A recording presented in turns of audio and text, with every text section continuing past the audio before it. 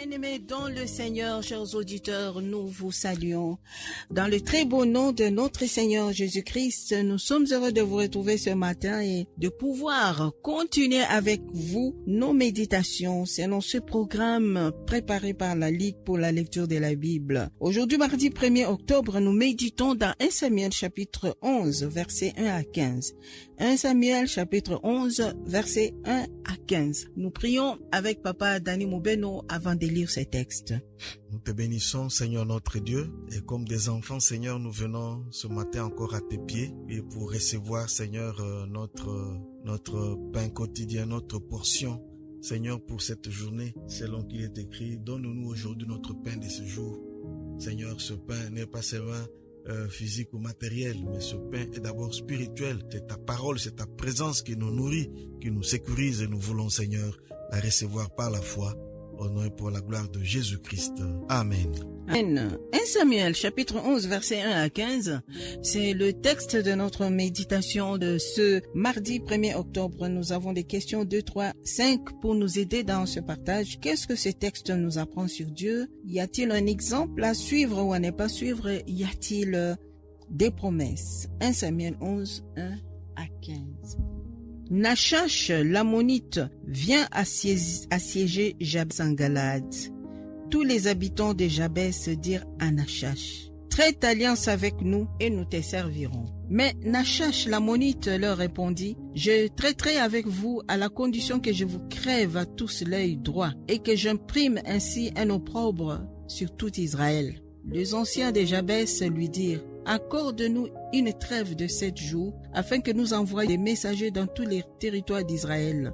Et s'il n'y a personne qui nous secourt, nous nous rendrons à toi. » Le messager arrivèrent à Gibéa de Saül et dirent ces choses aux oreilles du peuple. Et tout le peuple éleva la voix et pleura. Et voici Saül revenait des champs derrière ses bœufs, et il dit, « Qu'a donc le peuple pour pleurer ?» On lui raconta ce qu'avaient dit ceux de Jabès.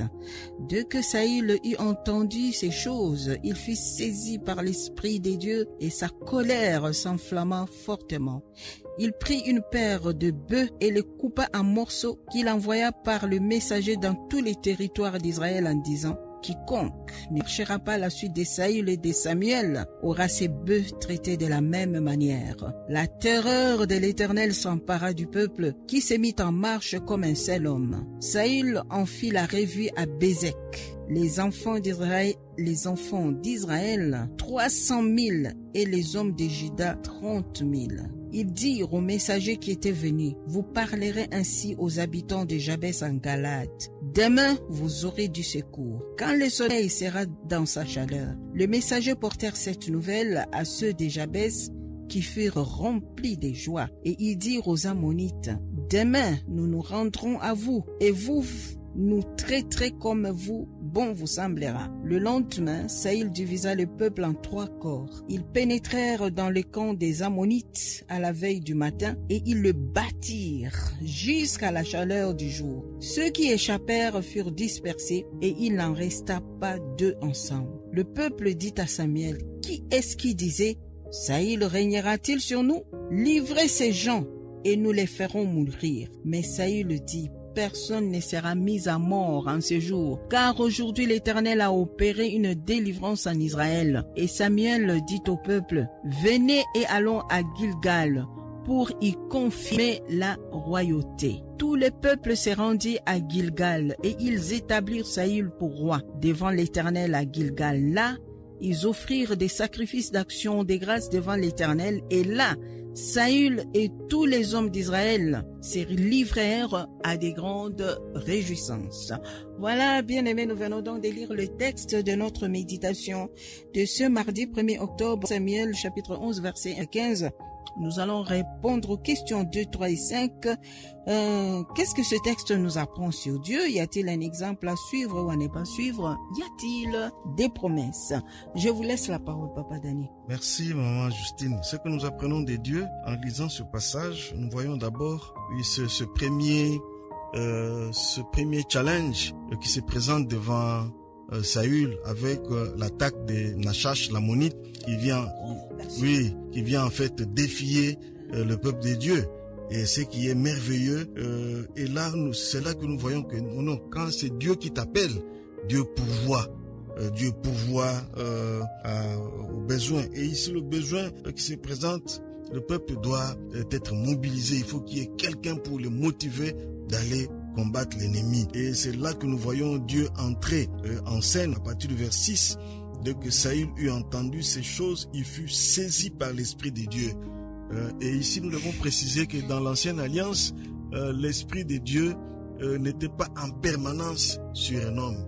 Mais l'Esprit venait et partait. Parce que ici, par exemple, nous nous souvenons que quand Saül a rencontré, oui, voilà, l'Esprit est venu en lui et il a commencé à prophétiser. Mais ça s'est arrêté là parce que c'était juste instantané et puis il n'y a plus eu rien. Et maintenant, l'Esprit revient encore à la charge. Ce qui est différent du Nouveau Testament où quand l'Esprit est descendu à la Pentecôte, oui, sur ceux qui étaient dans la chambre haute, il avait reçu une fois pour toutes et ils étaient remplis et l'Esprit est resté. Et pour nous qui croyons en Jésus-Christ, quand nous recevons Jésus, l'Esprit de Dieu vient à nous d'une manière permanente. Tandis que dans l'ancienne alliance, l'Esprit partait et revenait selon le bon vouloir de Dieu. Et ici, selon Dieu, le besoin. Voilà, le besoin, oui, mais c'est Dieu qui détermine à qui donner et dans quelle portion, pour quel but.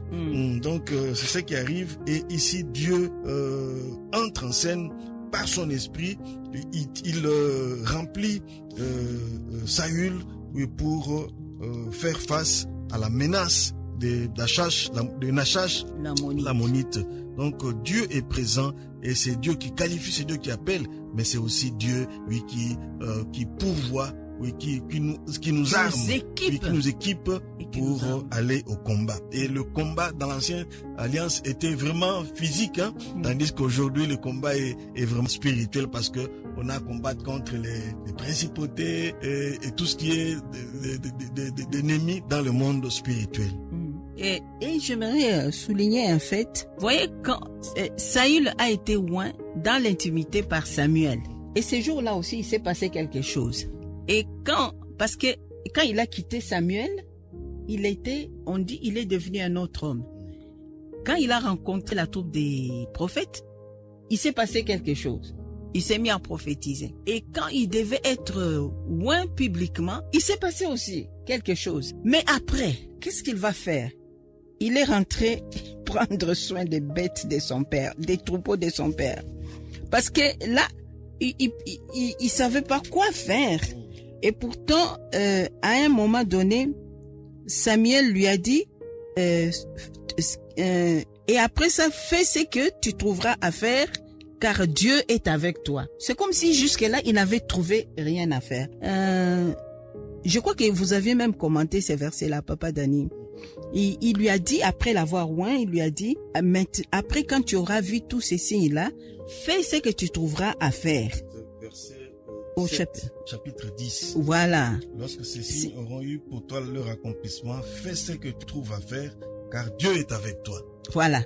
Mais jusque-là, c'est comme si Saül n'avait trouvé rien à faire. Il est allé tout simplement s'occuper des bœufs de son père. Parce que même quand les gens cherchent du secours, personne ne pense que Dieu nous avait déjà donné un roi. Ils vont se lamenter. Ils vont se lamenter.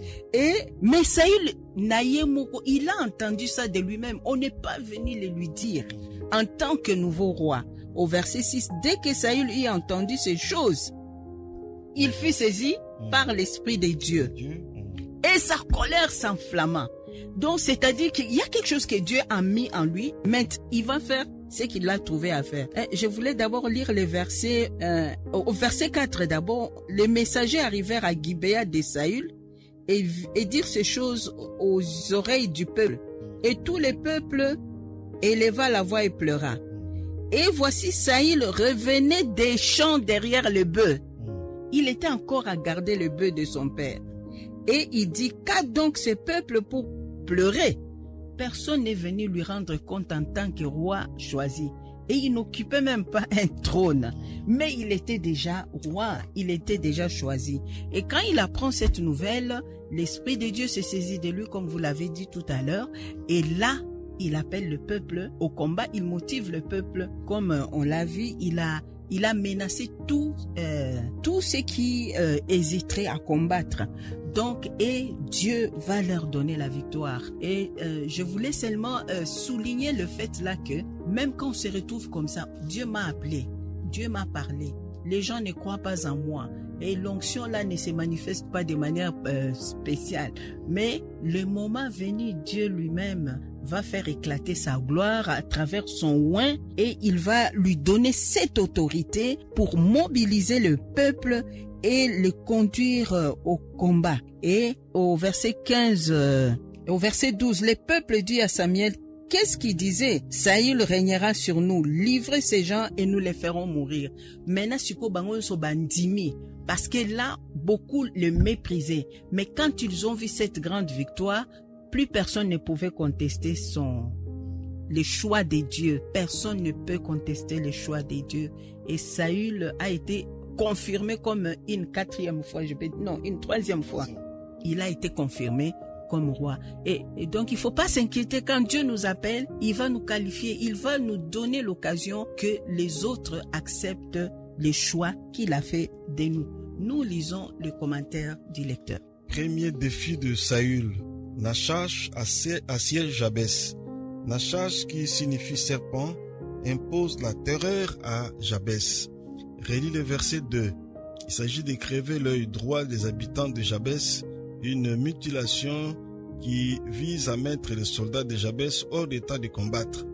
Nachash semble persuadé qu'il n'y a pas en Israël un chef capable de rassembler tout le peuple et le défendre. Les messagers de Jabès à leurs compatriotes, à la terrible nouvelle, tout le peuple est affligé et craintif. Leurs pleurs parviennent aux oreilles de Saül revenant des champs. En effet, l'accès à la royauté ne l'empêche pas de retourner travailler la terre. Quelle simplicité du roi! C'est un exemple à suivre pour les leaders à tous les niveaux. Saül réagit différemment à l'annonce de messagers. Saisi d'une sainte colère conforme à l'homme nouveau qui est devenu par l'onction royale et l'esprit de Dieu reçu, Saül se dresse en chef de son peuple, rassemble une armée pour voler au secours de ses frères menacés par les Ammonites. Nous rappelons les textes 1 Samuel 11 verset 1 à 15 et nous prions Seigneur, merci parce que tu ne te trompes pas dans ton choix. C'est toi qui nous appelles, qui nous qualifie et qui nous équipe pour la mission que tu donnes à chacun. Merci Seigneur, au nom de Jésus. Amen. Amen.